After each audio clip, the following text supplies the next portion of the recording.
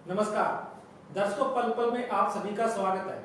Corona से जुड़ी हुई अपडेट या कहें कि परिचर्चा लेकर हम आपके सामने हैं और हमारे साथ इस परिचर्चा में शामिल होंगे पल पल के प्रधान संपादक श्री सुरेंद्र भाटिया जी और शीर्षा के सीनियर रिपोर्टर प्रदीप सचदेवा जी। सर, अनलॉक का दौर चल रहा है। लॉकडाउन के बाद पूरे देश में अनलॉक चल रहा है।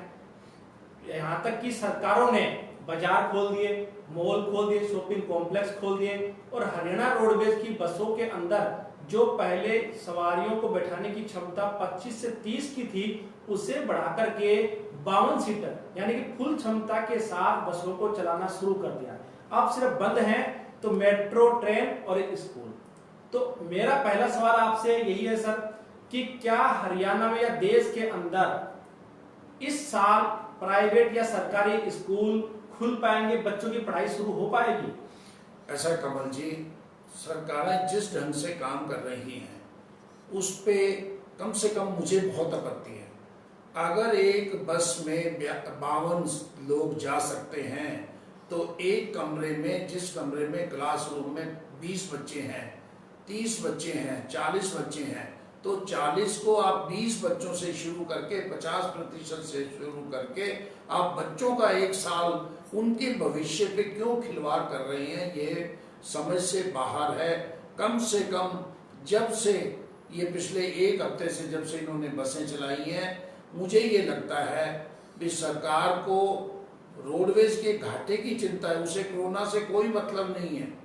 आपने पहले शराब के ठेके खोले, लॉकडाउन के अंदर भी खुले रहे और रात को 11-11 बजे तक खुले रहे। मतलब जहां से सरकार को कमाई आती है वहां पे कोरोना नहीं फैलता। और स्कूलों में बच्चों के साथ, मैं तो ये कहता हूँ, बच्चों के भविष्य के साथ खिलवाड़ किया जा रहा है। अगर आपने छोटे बच्चों का, 10 साल से छोटे बच्चों का स्कूल नहीं खोलना, ना खोलो, लेकिन बड़े जो यूनिवर्सिटी के बच्चे हैं, कॉलेज के बच्चे हैं, जो सब चीज़ों को समझते हैं, उनको आप सोशल डिस्टेंसिंग के साथ आप उनकी पढ़ाई को खराब करना बंद करें। डिफरेंट यूनिवर्सिटियों ने खेल खेला है। कभी यूजीसी ने कह दिया सभी को पास कर दो, कभी होम मिनिस्ट्री ने कह दिया नहीं फाइनल वालों के पेपर होंगे।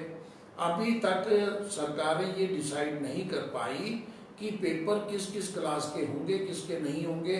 कोई कह देता है सभी पास हैं और कोई कह देता है फाइनल को ऐसे हम पास नहीं कर सकते। तो आप बच्चों के, कम से कम बड़े बच्चों को, जो यूनिवर्सिटी के बच्चे हैं, जो हायर सेकेंडरी के बाद के बच्चे हैं, उनके भविष्य से खिलवाड़ ना करें। क्योंकि अगर उनको आपने पेपर लेकर पास करना है तो पेपर लेकर पास करें। उनका आगे किसी ने किसी प्रोफेशन में जाना है, कोई पेपरों की तैयारी करनी है, किसी ने मेडिकल की तैयारी करनी है, तो कोरोना के साथ साथ जब सारा जीवन चल रहा है तो उनको भी चलाना चाहिए। सचदेवा जी, जैसे सरकार कहती है कि अभी प्राइवेट या सरकारी स्कूल नहीं खुलेंगे, लेकिन उन्होंने एक आदेश कर दिया कि सरकारी स्कूल हैं और यहाँ अब तो कॉलेज भी, कि उनमें 100% स्टाफ की हाजिरी जरूरी है। तो एक कमरे में 40 या 50 बच्चे बैठते हैं। दूसरी तरफ जो सरकार या विपक्ष के नेता हैं वो रैली टाइप एक जनसभा करते हैं, 400, 500 या 1000 तक लोग एक साथ बैठे, जिनको सोशल डिस्टेंस नहीं होती। तो क्या माने सरकार की इसके पीछे क्या मंशा है? कमल जी, बड़ी कई बार इस बात पर हंसी भी आती है और कई बार तरस भी आता है। वो इसलिए आता है कि जो सरकारों के फैसले, आखिर उसका आधार क्या है? आधार मुझे सिर्फ फाइनेंस लगता है, जैसे भाटिया जी भी कह रहे हैं कि पैसा जहां से आता है वहां से ठीक है। जो ठेका खुलता है, जो ठेके से शराब लेकर आता है, वो भी तो घर पर ही आता है, वो वहां से कोरोना लेकर घर पर नहीं आएगा। या जो बस में बैठकर आता है, 52 लोग अगर एक बस में ठूस दिए जाते हैं, मैं बैठने की नहीं बात करता, ठूसने वाली बात है, और 52 से ज्यादा भी हो सकते हैं, 52 से ज्यादा भी हो सकते हैं।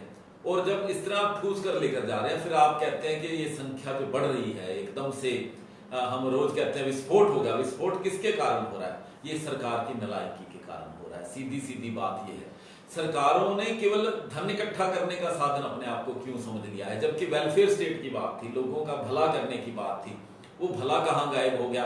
और बच्चों की पढ़ाई का मामला बहुत गंभीर मामला है, इस पर नहीं सोचा जा रहा है। सोचा जा रहा है शराब के ठेकों पर सोचा जा रहा है, बड़े मॉल खोल दिए जाए, बसें चला दी जाए। रजिस्ट्रियां लॉकडाउन के दौरान खोल दी गई क्योंकि सरकार को पैसा चाहिए। आप सब काम वो करना चाह रहे हैं जिसमें आपको कुछ आ रहा है, लेकिन जो पब्लिक के वेलफेयर के काम थे आपने उनको बिल्कुल हाशिए पर फेंक दिया लगता है। और सरकारों को जागना चाहिए, लोगों को भी जागरूक होना चाहिए और सरकारों को आईना दिखाना चाहिए। मैं तो ये समझता हूँ। सर, जैसे अभी आपने कि एक तरह से राजस्व इकट्ठा करने के लिए सरकार ऐसा कर रही है, लेकिन सरकार दूसरी तरफ कहते हैं कि ऑनलाइन शिक्षा को बढ़ावा देंगे।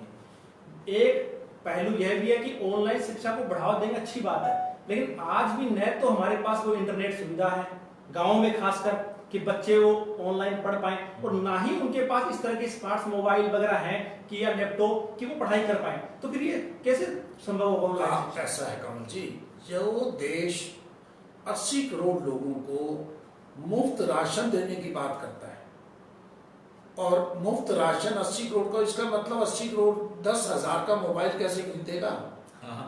80 करोड़ का मतलब है लगभग हमारे देश की आबादी का 65-70% लोगों के पास खाने की रोटी नहीं है, तो वो ऑनलाइन पढ़ाई कैसे करेगा? ये भी एक फंडा है। ये भी प्राइवेट स्कूलों द्वारा या गवर्नमेंट जो इंस्टीट्यूशन है, जो भी बड़े इंस्टीट्यूशन है, बड़े लालों के इंस्टीट्यूशन है, उनको फीस इकट्ठी करने का एक बहाना है भी ऑनलाइन हम पढ़ा रहे हैं। आप इससे आंकड़ा लो ना, 80 करोड़ को प्रधानमंत्री जी ये कह रहे हैं भी हमने उनको मुफ्त में राशन दिया है, गरीब, इसका मतलब वो गरीब है, तो वो 10,000 15,000 का क्यों खरीदते कैसे ले ले? दूसरी बात, स्कूल के साथ साथ मैं एक बात और कहूंगा, स्कूल आप नहीं खोल रहे, इवन की सिविल हॉस्पिटल बंद है, कोरोना के अलावा बाकी सारे इलाज बंद हैं इस देश में। मुझे समझ नहीं आता कोरोना को ही लेकर बाकी जो लोग हैं वो कहाँ जाएंगे? आप सिरसा का सिविल हॉस्पिटल बंद है, सिरसा का जनता अस्पताल, जो 2 मेन अस्पताल थे जो अस्पताल मरीजों को देखते थे, जो सामान्य लोग, सामान्य गरीब लोग, उनके अस्पताल थे वो बंद पड़े हैं, वो बंद पड़े हैं। ये केवल सिरसा का, तो हम सिरसा बैठे उदाहरण दे रहे हैं, पूरे देश में यही हालात है। तो सरकारों को ये सोचना होगा, कोरोना के साथ साथ अगर जीवन चलाना है तो आपको स्कूल भी खोलने होंगे, आपको अस्पतालों को इस माने जो स्थिति में लाना होगा, और आपको बसों को 52 की बजाय, चाहे आप स्कूल खोलो ना खोलो, बसों को 25-30 पे जरूर लेके आओ, नहीं तो आप कोरोना को फैलाने से नहीं रोक पाओगे। सचदेवा जी, एक आखिरी सवाल आपसे कि अब तक जो कोरोना से मौत हुई है उनके फिगर अगर देखें तो मोस्टली जो बुजुर्ग हैं उनकी मौत हुई है, या जिनमें और कोई बीमारी थी उनसे मौत हुई है जी। बच्चों में, युवाओं में ये बीमारी कम है। तो यदि बच्चों को स्कूल भेज दें, बच्चे आज भी गलियों में खेलते हैं, झुंड में खेलते हैं, तो क्या सरकार के तर्क ठीक है कि बच्चों को स्कूल भेजेंगे तो कोरोना बढ़ जाएगा? ये बड़ा वैसे अजीब सी बात है, क्योंकि जो आंकड़े आप बता रहे हैं बिल्कुल ठीक आप कह रहे हैं, वाजिब कह रहे हैं बात कि बच्चों में और युवाओं में ये मामले नहीं आए हैं सामने। जो डेथ का भी रेट है वो 70+ में ज्यादा है, और उसके बावजूद आपने क्यों बांध के रखा हुआ है? वो उस पीढ़ी जिसने देश का निर्माण करना, आप बड़ी बड़ी बातें तो करते हैं कि देश का निर्माण करेगी ये वाली पीढ़ी, उस निर्माण कार्य को आपने 1 साल क्या, उसके जीवन के कई सालों का उसको आप बैकगेयर में आप लेकर आए, और आप कहते हैं फीस के लिए आप बाध्य करते हैं, स्कूल कॉलेज वाले सब बाध्य कर रहे हैं कि फीस जमा करवा दो, फिर ऑनलाइन के बहाने फीस तो आप लेना चाहते हैं, पढ़ाना नहीं चाहते हैं बच्चों को। जब पूरा स्टाफ कॉलेज में है तो बच्चे क्यों नहीं आ सकते हैं? और बच्चे तो ज्यादा डिसिप्लिन माहौल में होते हैं, उनको अगर आप कहोगे कि 25-25 बदल कर रोज आओ तो वैसे आ जाएंगे, क्योंकि एक अनुशासित उनका, बस में आप अनुशासन नहीं लागू कर सकते, 2 शिफ्ट में भी हो सकती है, स्कूल में आप अनुशासन बड़े आराम से लागू 2 शिफ्ट में आप कर सकते हैं स्कूल, बिल्कुल। आप 6 घंटे की बजाय 4 घंटे का स्कूल कर लो, लेकिन उस पे कोई ज्यादा महत्व उसको नहीं दिया जा रहा है, और ये कहा जा रहा है कि जैसे वो फैला देंगे। मुझे लगता है कि वहां खतरा कम है, ठेकों पर, बसों में यहाँ खतरा सबसे ज्यादा, और इस खतरे को भांपना चाहिए। हम देश की तरक्की की बातें बहुत करते हैं, हमारे यहाँ नारे बड़े उछाले जाते हैं कि देश का निर्माण होगा, कैसे होगा? निर्माण करने वाली शक्तियों को तो आपने घर बिठा रखा है, तो इस पर गौर करना चाहिए। सर, जानकारी देने में धन्यवाद आपका। तो दर्शकों, सरकार से भी हमारी यही अपील है कि जिस तरह से अनलॉक के तहत तमाम क्षेत्रों में उन्होंने छूट दी है, तो उसी तरह से अगर बड़े बच्चों को स्कूल लेवल या कॉलेज लेवल पर भी बच्चों को अगर पढ़ाई ऑनलाइन की बजाय वहां बुला करके 2 शिफ्ट में या संख्या घटा करके 25-25 के बैच बना करके भी उनको शिक्षा दी जाती है, तो संभवतः ये एक भारत के लिए और बच्चों के लिए एक अच्छी पहल होगी। आप भी तेरे पल पल। धन्यवाद। नमस्कार जी।